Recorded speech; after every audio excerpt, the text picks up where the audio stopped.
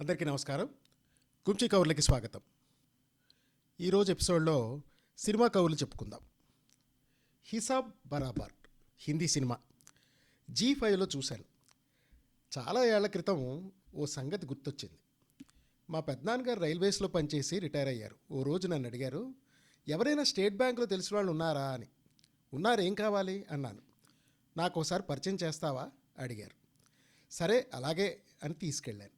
ఆయన అక్కడికి వెళ్ళిన తర్వాత పెన్షన్ లెక్కలు వేసుకున్న ఓ చిన్న కాగితం జేబులోంచి పైకి తీసి, నేను గత 2 నెలలుగా గమనిస్తున్నాను, పెన్షన్ తక్కువ జమ అవుతోంది. నా బేసిక్ గత నెల పెరిగిన డిఏ కలిపితే చూడండి ₹75 తక్కువ 2 నెలలుగా. అంటే ఇప్పటికీ బ్యాంకు క్లర్కు ఆయన మొహం వైపు, నేను బ్యాంకు క్లర్క్ మొహం వైపు చూస్తున్నాం. ఇంటి దగ్గరే వివరాలు అడగకుండా బ్యాంకుకు తీసుకొచ్చినందుకు నన్ను నేను తిట్టుకుంటూ, అరే అంతేనా, నేను ఇంకా ఏదో పెద్ద సమస్య అనుకుని నేను మా పెద్దనాన్నగారితో అంటున్నా, ఆ బ్యాంక్ అతనికి సంజాయిషి ఇస్తున్నట్టుగానే అన్నాను. బ్యాంక్ అతను నవ్వుతూ, పర్వాలేదు sir, rounding to nearest rupee అవ్వచ్చు, లేకపోతే డిఏ లెక్కలో ఏమైనా క్లరికల్ ఎర్రర్ కూడా కావచ్చు. మొదట మీ ఆఫీస్ వాళ్ళు ఇచ్చిన అంటూ అతను చెప్పుకుపోతున్నాడు. అమ్మయ్య, అతనేమీ అనుకోలేదు అనుకుంటూ స్థిమితపడ్డాను. అప్పుడే ఉద్యోగంలో చేరడం వల్ల అలా చదువుగానే ఉన్న ఊళ్ళో ఉద్యోగం, జీతం వచ్చేస్తోంది, బ్యాంకులో వేసుకోవడం, ఖర్చు పెట్టుకోవడం, అంతే. ఎంత వస్తోంది, లెక్క సరిపోయిందా లేదా, అంతటి మెచ్యూరిటీ అప్పుడు లేకపోయింది నాకు. సినిమాలో ప్రధాన పాత్రధారి మాధవన్ బ్యాంకు వాళ్ళతో తన అకౌంట్లో తక్కువైన ₹27 కోసం తగ్గు పెట్టుకుంటాడు. కథ అక్కడ మొదలవుతుంది. సీఏ అవ్వాలనుకున్న మాధవన్ రైల్వేస్లో పనిచేస్తున్న తండ్రి అకాల మరణంతో చదువుకు స్వస్తి పలికి కంపాషనేట్ అపాయింట్మెంట్ పొందుతాడు. అలా అని అతను పిసినారి కాదు, తెలివి తక్కువవాడు కాదు, పిసినారి కాదు. సులభ్ టాయిలెట్ వాడు చిల్లర బదులు చాక్లెట్లు చేతిలో పెట్టినప్పుడు కూడా, అలాగే తన కొడుకు కేర్ టేకర్ ఒక ఆమె ఉంటుంది, మొనాలిసా, చిన్న చితగా బొమ్మలు ఆవిడ అంటగడుతూ ఉంటుంది ఇతనికి. చికాకు పడతాడే తప్ప గొడవ పడ్డు.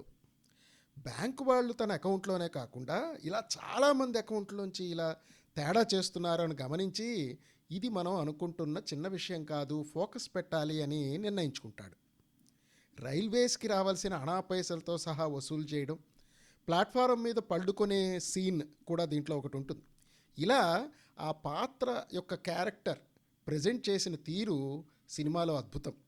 ఆ పాత్ర వ్యక్తిత్వం మనకి ప్రజెంట్ చేసి, అతను చేసే ఫైట్, ఈ బ్యాంకుకి వ్యతిరేకంగా చేసే ఫైట్ ఏదైతే ఉందో దాని జస్టిఫికేషన్ చేసిన తీరు చాలా ప్రశంసనీయంగా అనిపించింది నాకు. మనం వింటూ ఉంటాం, మేధావుల మౌనం దుర్మార్గులు చేసే దుర్మార్గాల కంటే ప్రమాదకరం అని. చాలా ఫేమస్ కోట్. సినిమా చూస్తున్నంతసేపు దర్శకుడు మనల్ని ప్రశ్నిస్తున్నట్టుగానే అనిపించింది. మా ఊళ్ళో బొంకుల దిప్పు మీద 30 ఏళ్ల కిందట మాటలండి. మా మాస్టర్ ఒక ఆయన, ఏమోయ్ గమనించావా, ఆ పెట్రోల్ బంక్ వాడు పావలా నొక్కేస్తున్నాడు, చిల్లర లేదని.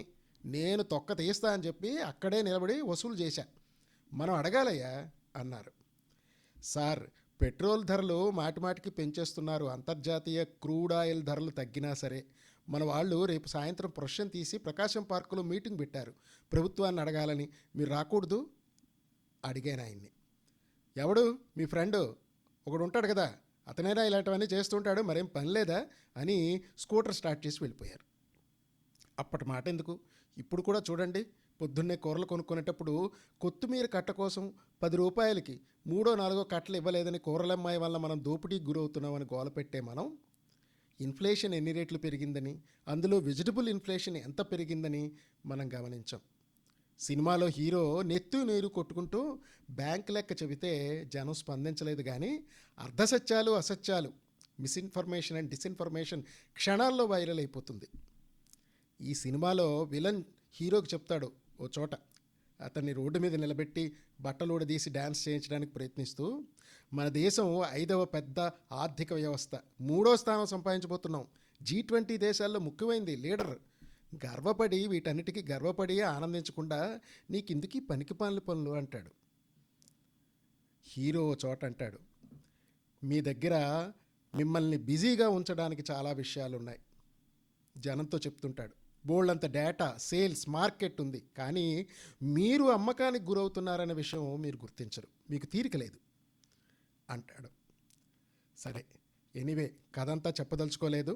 మంచి పవర్ఫుల్ డైలాగ్స్ కూడా ఉన్నాయి. పవర్ఫుల్ డైలాగ్ అంటే వార్ వన్ సైడ్ ఇలాంటివి కాదు, రియల్గా పవర్ఫుల్ డైలాగ్స్.